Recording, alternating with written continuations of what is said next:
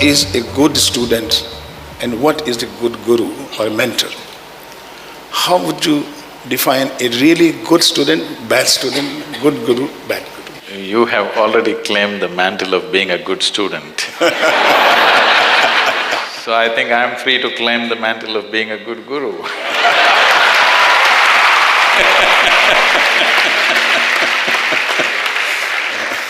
For a good student, there is no problem. Wherever he goes, he will learn. Whatever he meets, he will learn. A good guru is one who doesn't teach you anything, but makes you so thirsty, you can't help learning. If people come to me thirsty, I don't give them water, I put salt in their mouth. Yes. They get so thirsty, they got to find it. Because if you show them something which is not yet in their experience, the only choice that somebody has is either to believe what you say or disbelieve what you say. It is just that if you believe me, you will have a positive story to tell. If you disbelieve me, you will have a negative story to tell, but you will not be an inch closer to reality. Above all, I think putting people into this kind of a dilemma, either to believe or disbelieve whatever I say or do, I think it's obscene. You should not put people into such a situation. My work is mainly, you are a seeker, but not intense enough. So my work is to make you so intense that it cannot be denied to you. Truth is not hiding, truth is obvious everywhere in the universe. You are hiding from it because the intensity of seeking has not happened. If seeking becomes intense enough, knowing is not far away, because what you're seeking is not sitting on Mount Everest, it's within you. So how long does it take? What is within you, if it takes a lifetime, of course, you are on a con job, isn't it?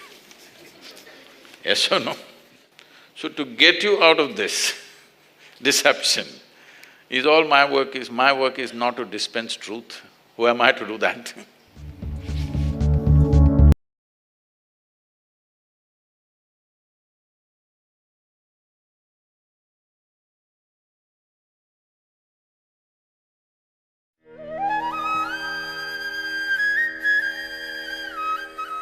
There is a beautiful incident that occurred around Ashtavakra. When Janaka Maharaja, the emperor, became enlightened, a rare thing, an emperor becoming enlightened. It's not only a rare thing, it is a fantastic thing because an enlightened ruler means many things to the people. There is no better blessing. So when it happened, Ashtavakra, his guru, as gurus are known to be always difficult. When you just think you found your way, they tell you that's not it. When Janaka thought he's enlightened and this is it, Ashtavakra said, that's not it, you have to go back and rule the kingdom because you may not want it, that's not the point.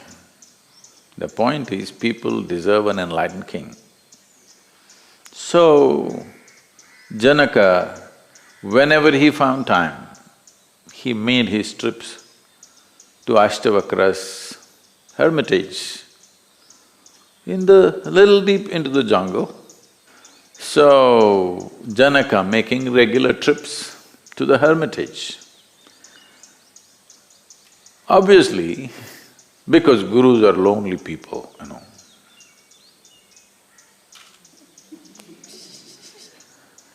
Because where to find enlightened company? Very difficult. So, obviously, both of them enjoying a certain rapport, both of them enjoying each other's company, All the other disciples saw this, that Ashtavakra, the great being,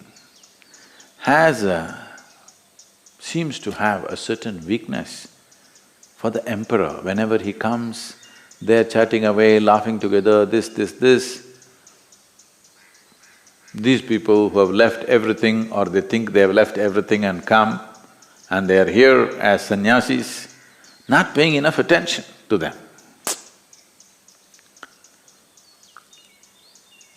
But if you leave them 10 minutes with him, they won't know what to do next.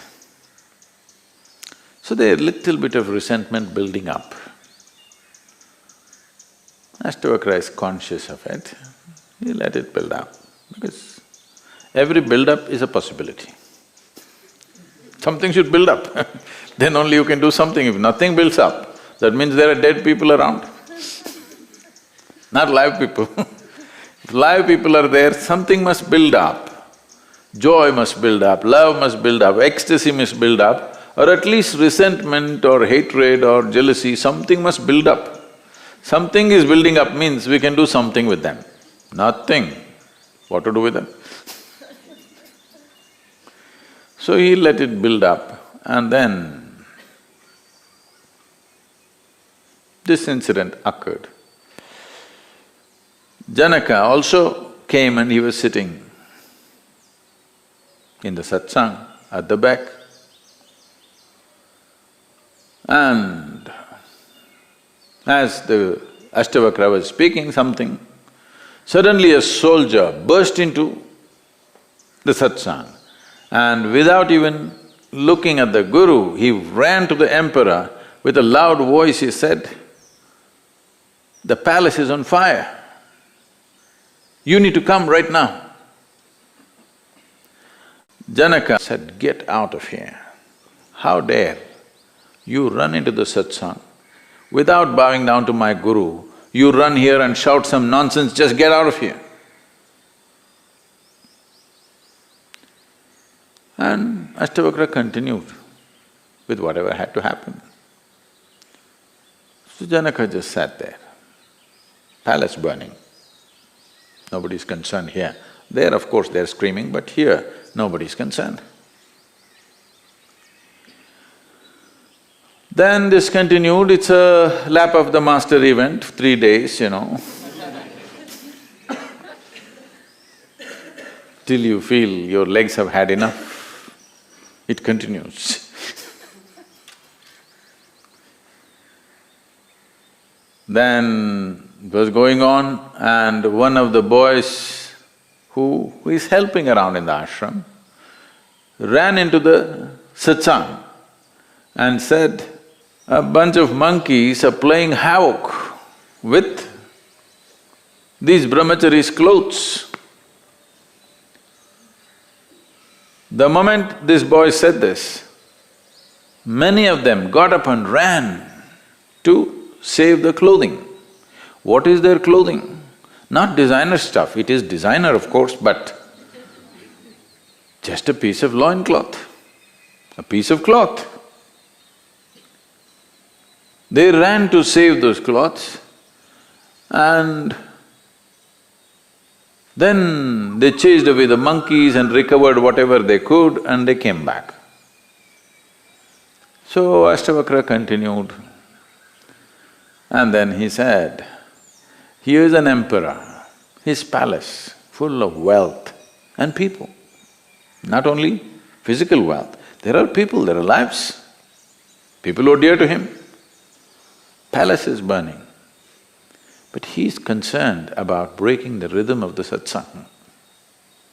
You, who claim that you've given up everything in your life, for a piece of cloth, without even thinking you run out, without even looking at me, to save a piece of cloth. No, but we have only two, one we are wearing, one is there. The monkeys take it away, what do we do? So we are in a more needy situation than the emperor. Maybe emperor can build another palace, but we…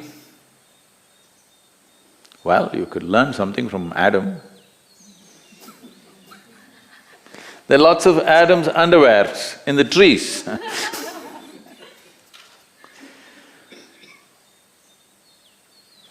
So Ashtavakra said, the question is not about what you possess, it's about how you possess.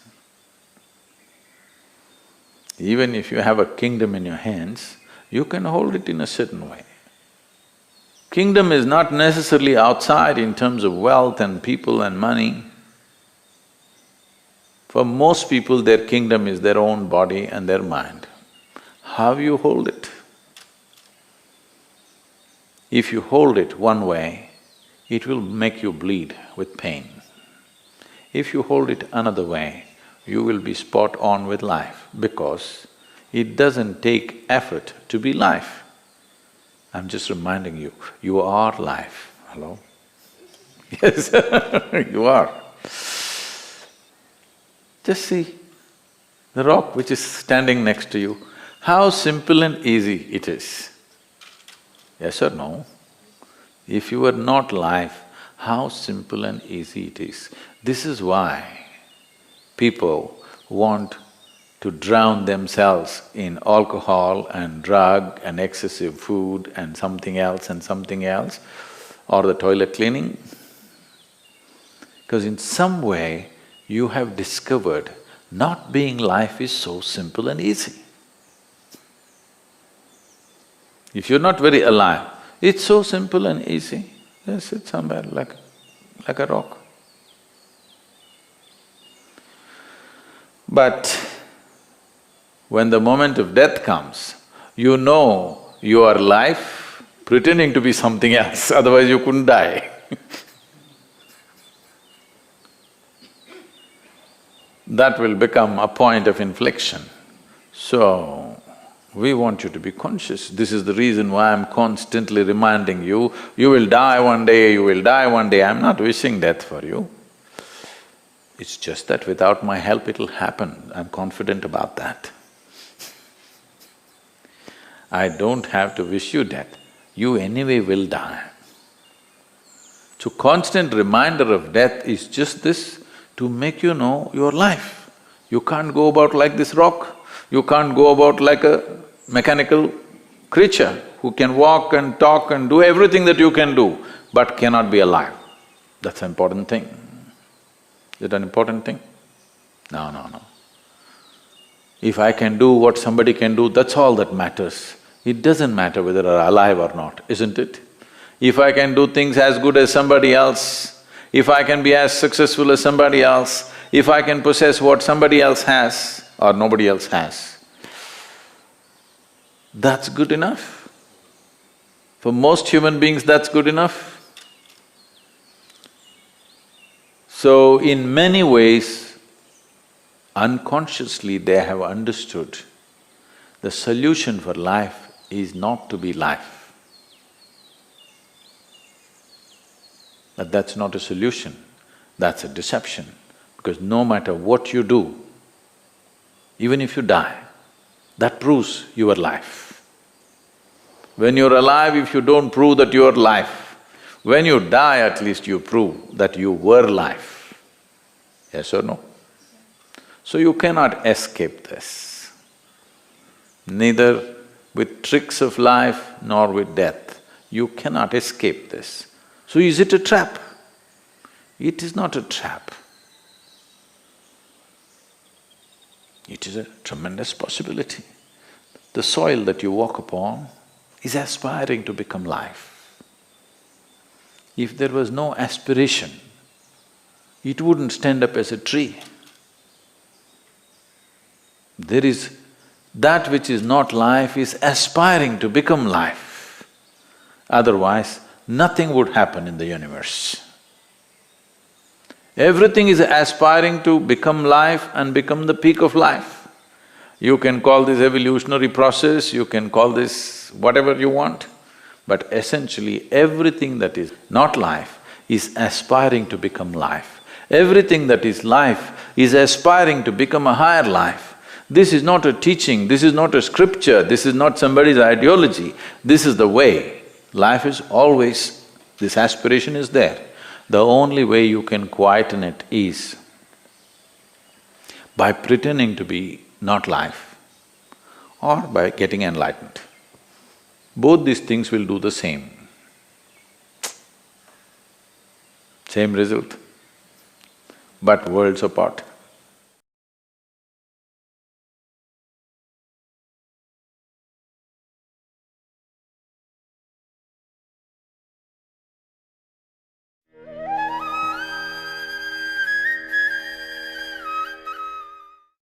There are very few human beings, no matter what is the situation, they will be who they are. We must see this.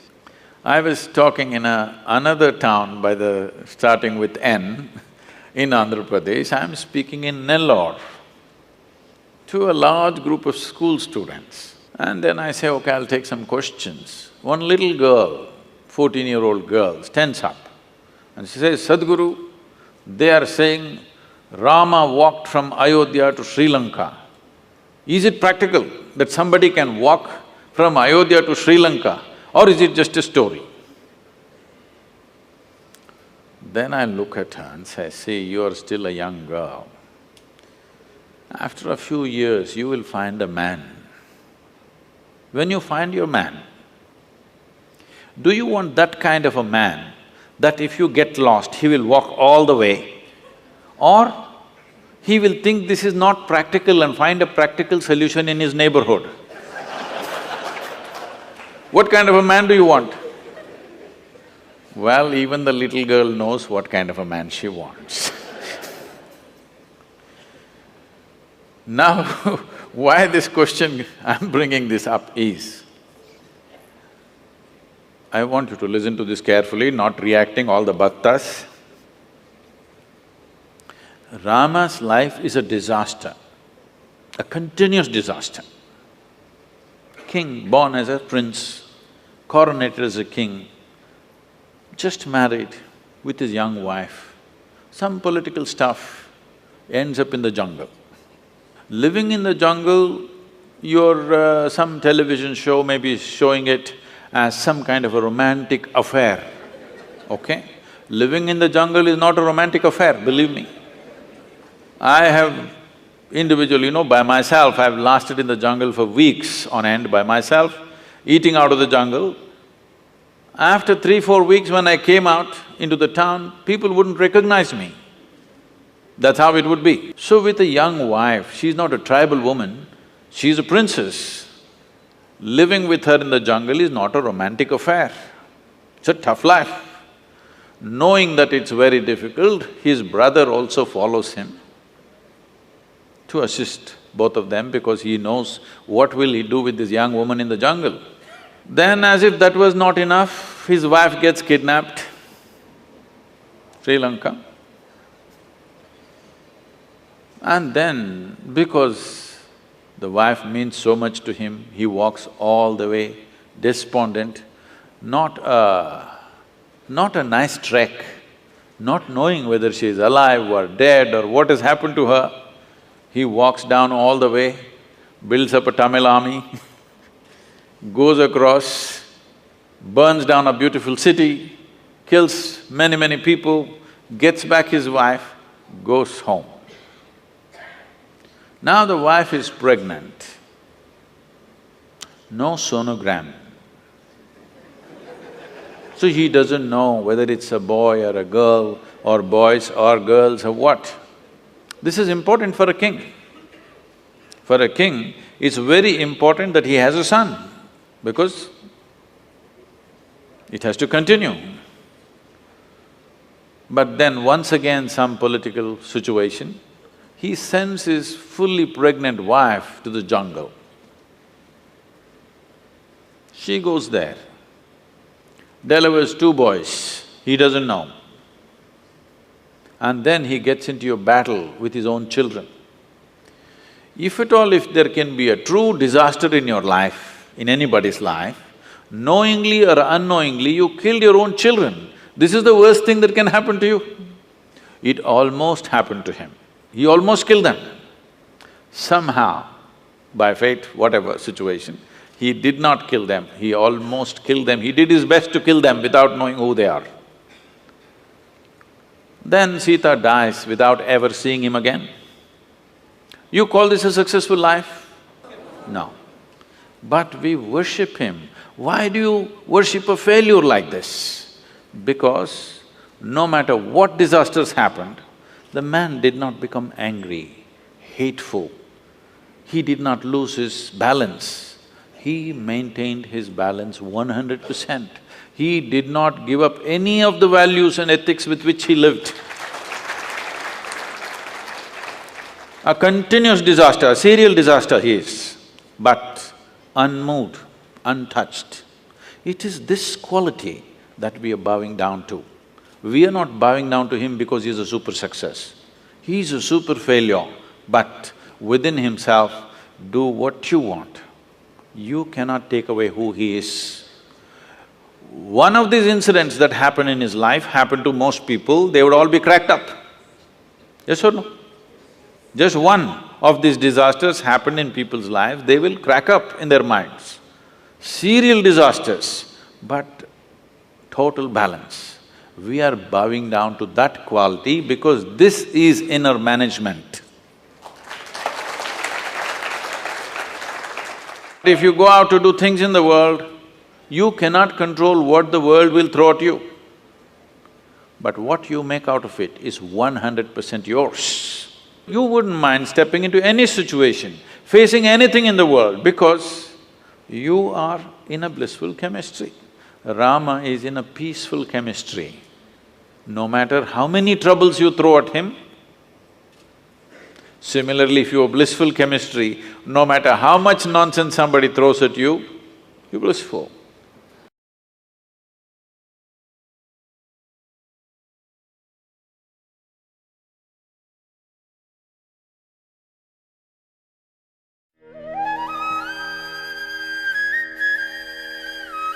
The simplest and the most fundamental thing that you can do in your life is that your life always.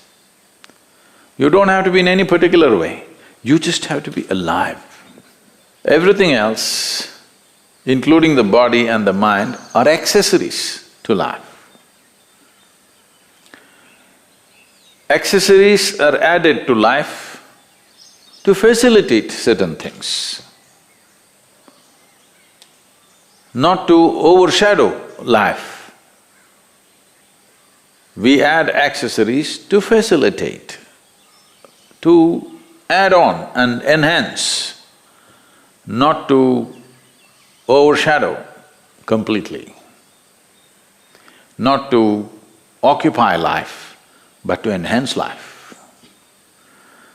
If you know this, and know this every moment of your life, that everything that you possess, including your body and your mind, are accessories. They're here only to enhance this life, not to overshadow this life. Oh, let me see how you get depressed. You must get spot on with life. This is all you have to do. What is you and what is not you? Must be distinction. So whatever is not you, when you hold it, you must hold it in a certain way. Of course, depending on the nature of what it is, if it's a flower, we hold it one way. If it's a vessel, we hold it another way. If it's a pen, we hold it another way. Can you employ the same grip on everything? It's different, depending upon the nature of what it is. But every kind of grip that you use, if you notice how you hold anything for that matter, there is always this dimension that you can loosen the grip and let it be. Suppose you hold something and you cannot loosen the grip, okay, you're heading for the stuff. So just look at these things. How many things in your life are such that you held it and now you can't loosen the grip? These 2 months. This is all you need to do, consciously. Don't tell anybody, they will all fight you. They think you're going to leave them and go away, they think you're going to take sannyas, they think something else and something else. No, within yourself. Nothing need to be done outside. Within yourself, how are you holding it? For this, a simple thing is like this. Tomorrow morning you're going to die. I'm very generous, I'm giving you 24 hours. Yes. The nature of life is such, it never guarantees 24 hours for you, but I'm giving you 24 hours. Tomorrow morning you're going to die. Do what you want, you're going to loosen the grip on everything, isn't it? Do whatever you want, whichever way you're going to loosen the grip on anything. Have you seen in the Hindi movies?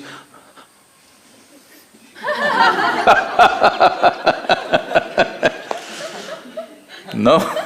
Have you not seen the movies? Loosen the grip, it's gone. Loosen the grip on your body, loosen the grip on your mind, your thought, your emotion, just loosen the grip a little bit. When you're alive, if you loosen the grip, you will become exuberant. When you're dying, that'll anyway happen, the last scene. So these 2 months, you must make use of it to loosen the grip on everything.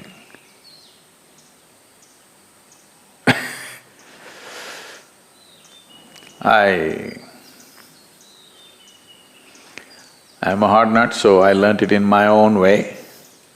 But these days, I'm seeing all the golf trainers are telling their the trainees, those who want to learn, those who've been playing for many years also, they're teaching them, you must hold it loose, you should not hold it tight. Normally when you want to hit something, you want to hold it tight, but you must hold it loose.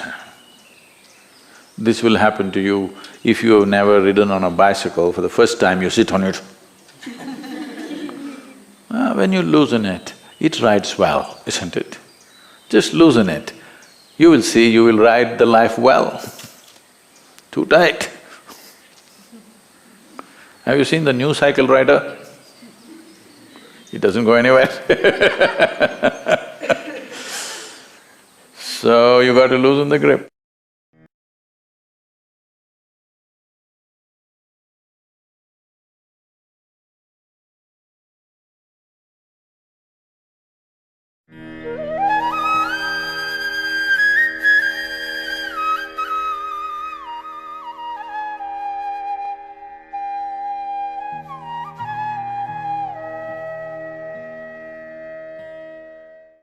I know what all the professors would like me to say.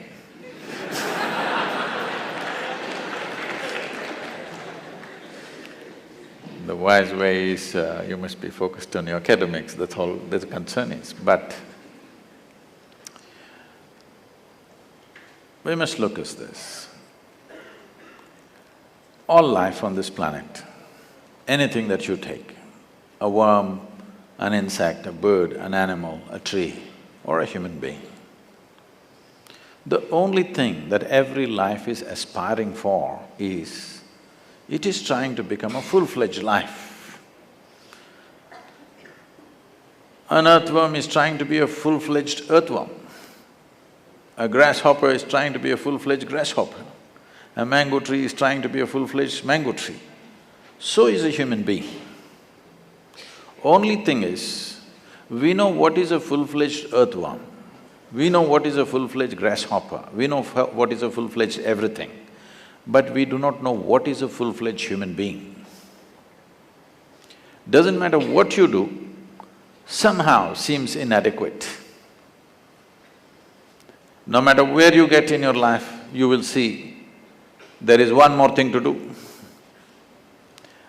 Never does a human being come to a place where he thinks this is it. That only other people say when you're dead, this is it.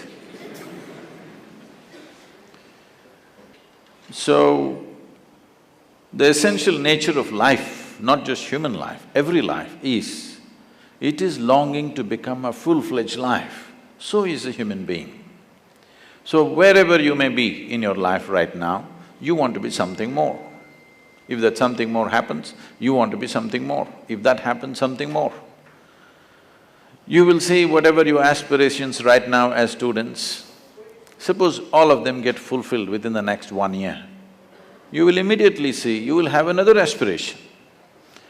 If everything that you want gets all fulfilled by tomorrow morning, you will see you will have much more things to do, because the very nature of being human is such, you always want to be something more. But if you really look at it, what you want is not something more, what you want is a limitless expansion. Even if I make you the king of this planet, don't look at me hopefully, huh? I will not make such a blunder. But suppose we make you the king of this planet, do you believe you will be fulfilled? You will look at the stars.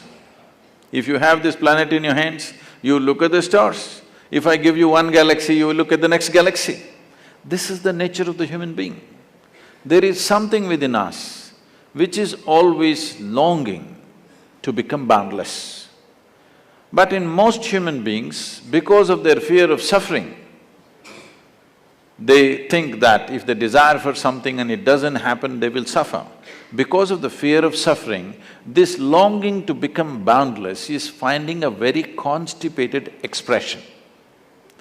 This constipated expression of longing for the boundless gets labeled as ambition. What you think is ambition is just a constipated expression for a boundless expansion that every life is longing for. But you will see in your life, no matter what happens, you will see you will want something more. This, somebody may label it as greed, it is not about greed, because the very nature of the human being is such, no matter how many pacifist philosophies you teach him, you cannot contain him. People have told you, you must be happy with what you have, whatever God has given you, that should be the right thing for you. But it's not worked for one human being on the planet. It only works either when you're very sick or very old. Otherwise, if you have little energy coursing through your body, you want to do something more. So it's not more.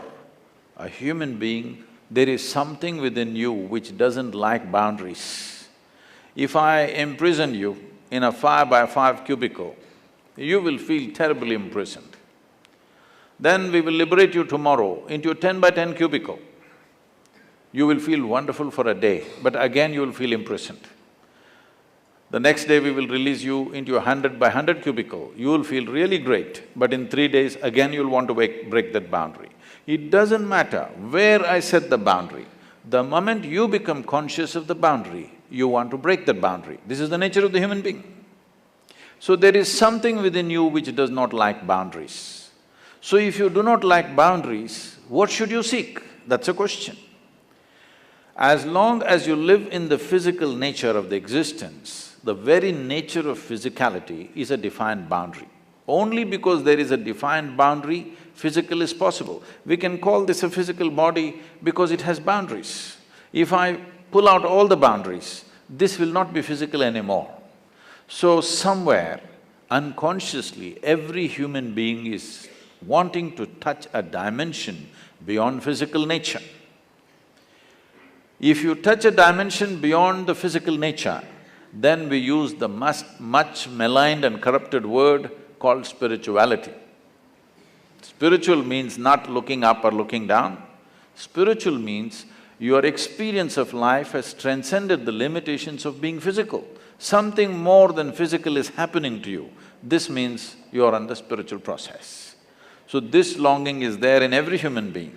So essentially, what you do in your life, our activity is not about us. Activity is about the world that we live in. Today, you are here in 21st century, so you guys are in IIT. Suppose you were here 5,000 years ago, where would you be? Huh? No. You know, 5,000 years ago, they were talking Mahabharata, Ramayana, so you would be in one of those armies trying to shoot an arrow. Hey, you can't shoot anything. You would try to learn to fight with somebody in a sword or something else of the day. I'm saying, your mind, your application, your fulfillment in activity would be all that type of activity relevant to the times. Our activity is always about the times in which we exist. It's not about us really. What times do we exist? What is most needed right now? That's what we do. But how to be is the question. If it comes to how to be, there's only one way to be, that somewhere in every human being there is a longing to expand beyond physical limitations. This is happening in 4 different ways. If it finds a very basic physical expression, we call this sexuality. You're trying to expand the boundaries of who you are. What you are not, you're trying to include as yourself. This is what sexuality is. If it finds an emotional expression, we call this love. Once again, something that is not you, you're trying to make it a part of you. If it finds a mental expression, it gets labeled as ambition, greed, conquest, or simply shopping. If it finds a conscious expression, then we call it yoga. Yoga means not twisting your body or turning your body, yoga means union. In some way, consciously you learnt how to obliterate the boundaries of your individual nature. Now your ability to experience yourself beyond your physical existence has become a living reality for you. This is everybody's longing, but it finds constipated expression. Instead of that, if you find a conscious expression, life will be very, very different.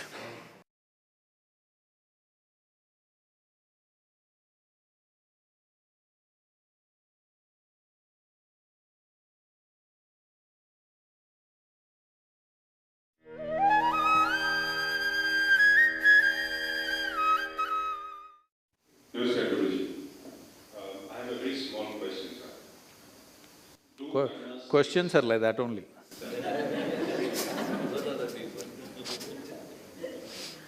Do karmas exist and how do they affect our destiny?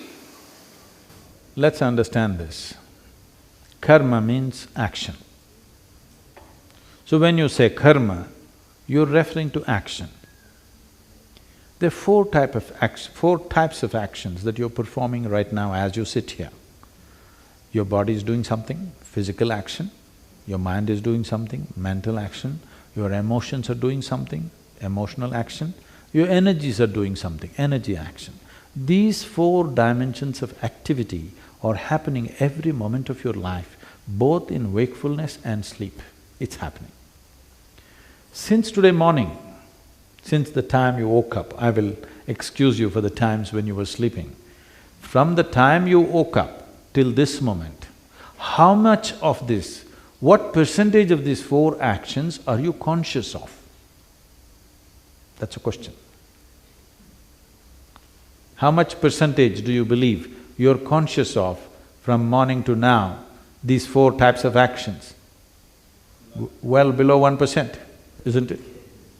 So 99 plus of your karma, your action, is unconscious.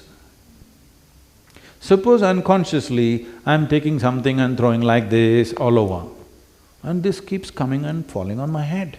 I think it's being dropped from heaven, because I'm unconscious that I'm throwing all these things. When 99% of your actions or over 99% of your actions are unconscious, you always think something is being done to you, isn't it? Why forever people have been talking about being conscious is just this. If you raise it to 2%, suddenly it looks like your destiny is in your hands. If you have mastery over your physical body, 15 to 20% of your life and destiny will be in your hands. If you have mastery over your mind, 50 to 60% of your life and destiny is in your hands. If you have mastery over your life energies, 100% of life and destiny is in your hands. Now your intelligence or your mind structure finds expression in many ways. I know in English language if you say mind, one word, it's supposed to cover everything. In the yogic way of looking at things, we look at human mind as 16 parts. Right now I won't go into the 16, we will make it into 4 segments. The 4 segments are called buddhi, ahankara, manas and chitta. Buddhi means the intellect. Intellect is a sharp knife. The sharper it is, the better it is. So the way of the intellect is, it has to dissect everything to know anything. This is the nature of the intellect. Because our modern education has become fully intellect-oriented, other dimensions of intelligence have been completely ignored by the so-called education today. Everything is by intellect. What this means is, if I really want to know you well, I have to dissect you. Yes, this is the only way intellect can know something. See, if you give this beautiful flower to a scientist, what he will do is he will rip it apart into many pieces and tell you many things about this flower. Only thing is, he will not experience the flower the way it is, for what it is. He does not know what a bee knows, but he knows many other things, because this is the nature of the intellect. If you really love somebody, you must dissect them, you get me? I'm telling you, that is the way we are going right now.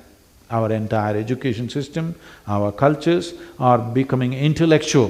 When it becomes intellectual, whatever is given to you, helplessly you will dissect it.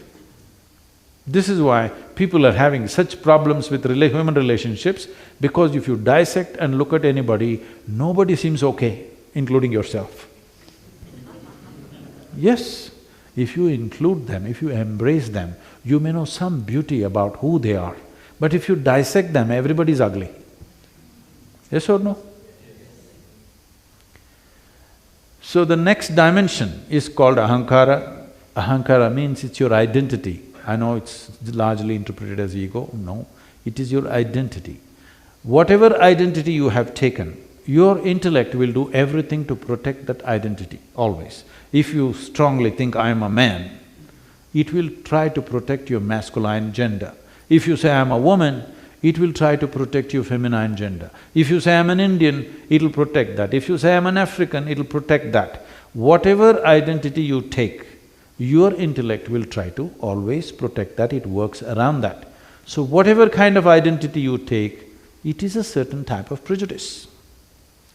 No, I'm very broad-minded. All right, you have a broad prejudice.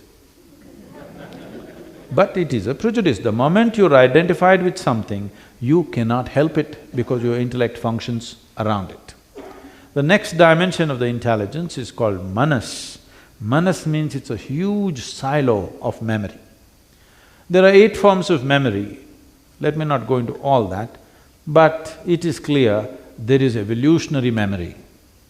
That is, see, if you eat a mango, it goes inside and becomes a male body.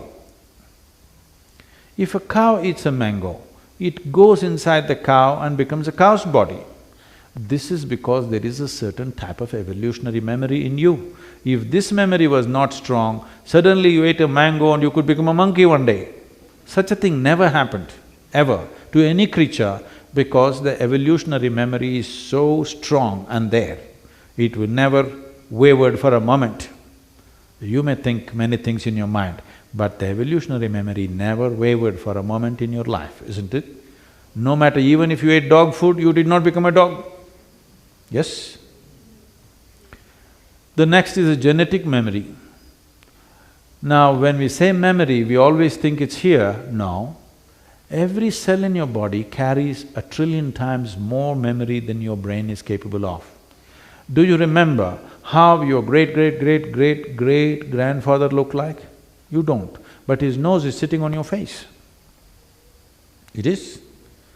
Million years ago, how your forefathers were, your body still remembers, isn't it? You're living in Africa now, it never got confused. Even the tone of the skin, it did not get confused. It is continuing. If you live here for million years more, it will still continue, remembering how it was, isn't it? There is a genetic memory. So there is conscious memory, subconscious memory, unconscious memory, many layers of memory, but there is a silo of memory. If the memory and the intellect get delinked, then intellect is no use. Your intellect looks smart only because it's continuously fueled by the memory that you carry. So today, being smart means, you know what, when you go to the next dinner party, you know what you do? This is what everybody is doing these days. They'll open up the internet. You understand? They'll Google it out and see Galaxy Z65. Some detail about Galaxy Z65, nobody knows whether it really exists or not, some detail about it. Like what is the distance, how many million light years is it? And when you're in the dinner party, just casually throw it out. You know Galaxy Z65? Yes, people are looking smart like this only every day. So without memory, your intellect is no use. That is why we are trying to ramp up our memory all the time, because without memory you look stupid in front of other people. But there's another dimension of intelligence called chitta, which is unsullied by memory. There's no iota of memory in it, it's pure intelligence. Now, what is memory means is, all your boundaries are set by your memory, please understand this. You say, this is my country, how? You have fixed your memory like this. You say, this is my body. This body has a structure and a framework only because of the memory it carries, isn't it?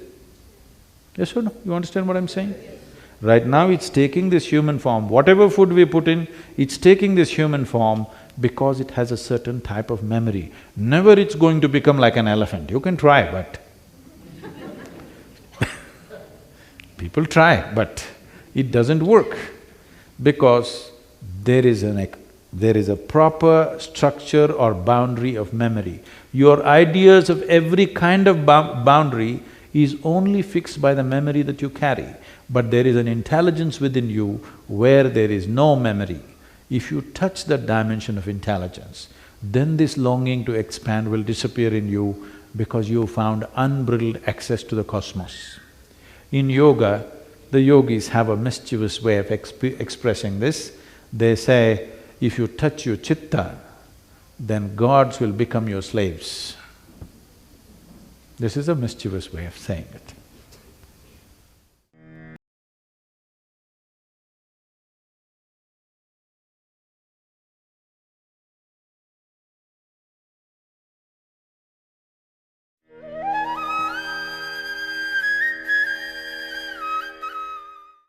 Namaskaram, Sadhguru. What's this? Okay. I just wanted to ask, it's like the determination is firm, it's tortured. There's nothing which breaks it, the body is ready for it. But sometimes an incomplete longing from past, the confrontation of that, makes that moment very painful. It does not waver what has to be done. That moment becomes extremely painful. There is acknowledgement that it's foolish, it's meaningless, yet it's painful. So how to be able to disidentify with that meaninglessness? The difference between you and an earthworm, which is right here beneath you right now, is just that you can remember almost your entire life, and using that information, you can project and create what you consider as future. What you and almost every human being is suffering is what is causing pain to them, what is their misery, what is their suffering is just this.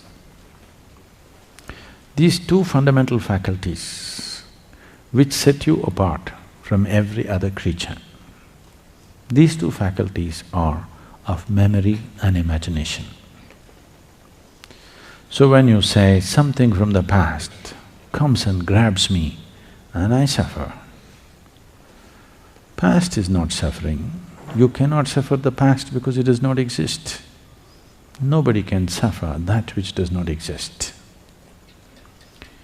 What you're suffering is your faculty of memory. What happened 10 years ago, you can suffer. What may happen day after tomorrow, you can already suffer. This does not mean that you're suffering an yesterday or a tomorrow, that's out of question. What you're suffering is your memory and your imagination. If we take away half your brain, I think you'll do quite fine. What you're asking for is an evolutionary downgrade. If I made you at least a monkey, if not an earthworm, you would be quite happy, kitch, kitch, kitch, kitch, kitch. Today you got the mango. Yesterday what happened? You're not bothered. So essentially you're asking for an evolutionary downgrade. Tell me how much we need to turn you back, accordingly that much of your brain will have removed. We have doctors in the ashram, you know. If we downgrade you in an evolutionary scale, you can't remember what happened yesterday, you have no bother about tomorrow, because you can't imagine what is tomorrow, maybe you will be quite peaceful and happy. But what's the point? You have definitely removed a problem, but you have removed all possibilities. That's a crime. Isn't it a crime? You took away all possibilities. That's a crime, isn't it? So, this is all human beings are suffering. They're suffering their memory, they're suffering their imagination, nothing else. You heard the ghost story? You must have. Yes. So don't fight with your own ghosts, because they're your ghosts, at least enjoy the horror movie. These all ghosts made up in your mind, at least learn to enjoy them. When you remember something melancholic, feel like a Shakespeare, that you're writing a tragic drama, enjoy it. We've enjoyed Shakespeare, haven't we? Not everything is good about it, nothing good happened to anybody there. Oh, Sadhguru, that was somebody else, I enjoyed it so much, this is me. That is my yoga, so that you don't know which is me and which is somebody else. Union means just that. You don't know which is me and which is somebody.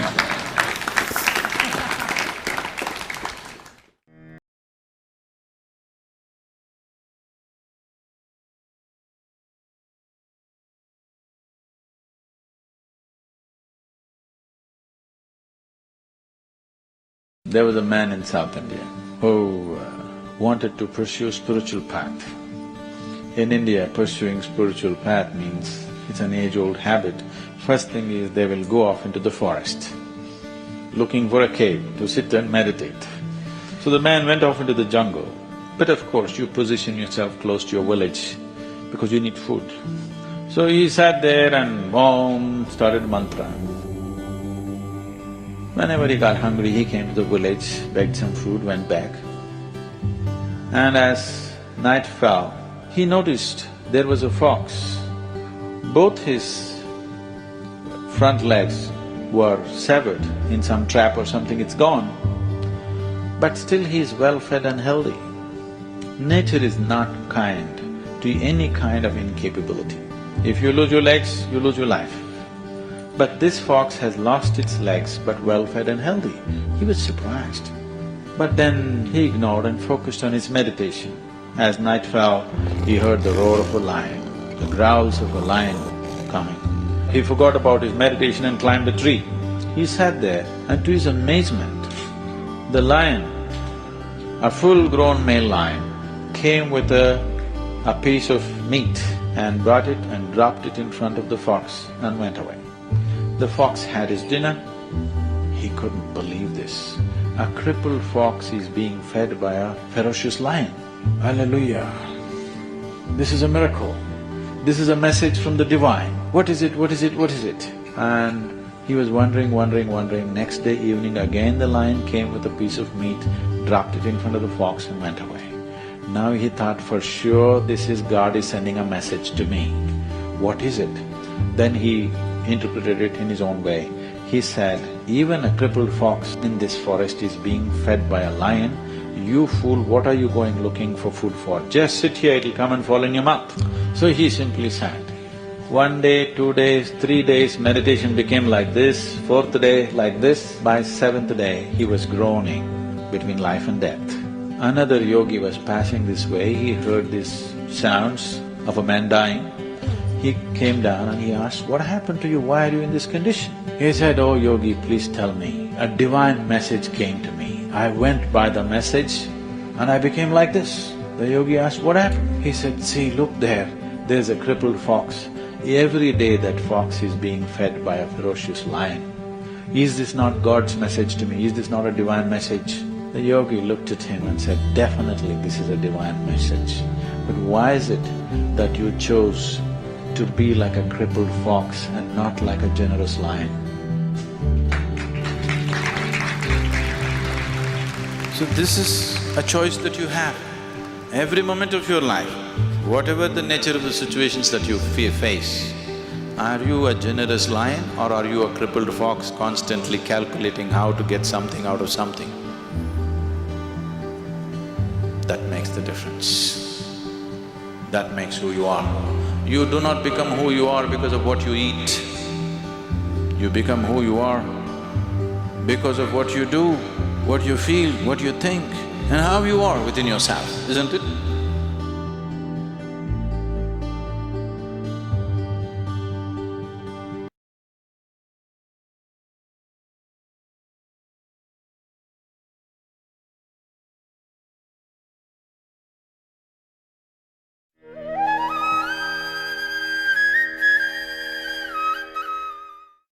As the word guru suggests, gu means darkness, ru means dispeller. Dispelling darkness. How to dispel darkness? You cannot kick the darkness out of a place because darkness is not an existence by itself. Darkness is just absence of light. When we say light, we value light because it brings clarity to us. If there was no light, you cannot see clearly. Where there is light, you can see clearly.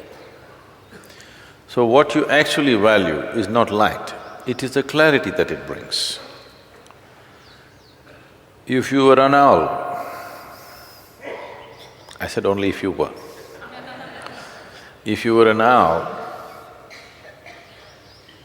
then darkness would bring clarity to you, light would be very disturbing and blinds you, which is true for many creatures in the wild. For them, darkness brings clarity. So essentially, it doesn't matter in what stage of life you are, what aspect of life you're addressing. The most important thing is that you want clarity about it. You want to be able to see it the way it is. Whatever it may be, whether it's a simple physical thing like a tumbler, which somebody is not able to see, or mystical dimensions of life, you can deal with them properly, you can deal with them sensibly, only if you have ability to see it the way it is. Seeing things the way they are, seeing everything the way it is clarity.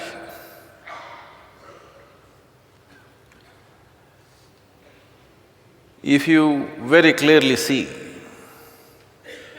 what is the nature of your existence, right now, somebody is telling you, you are not the body, you are not the mind, you gathered this body, your mind is agreeing with it.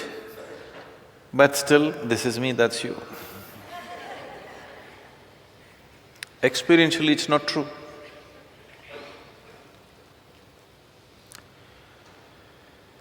So if clarity comes into this experientially, if clarity is brought into you,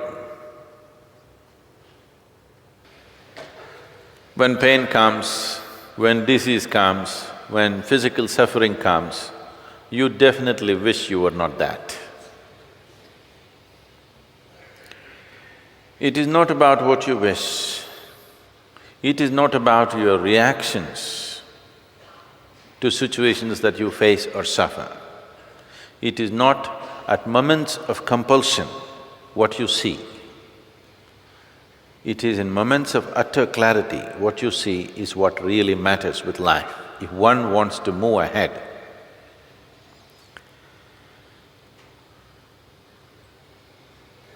If you look at your experience of life,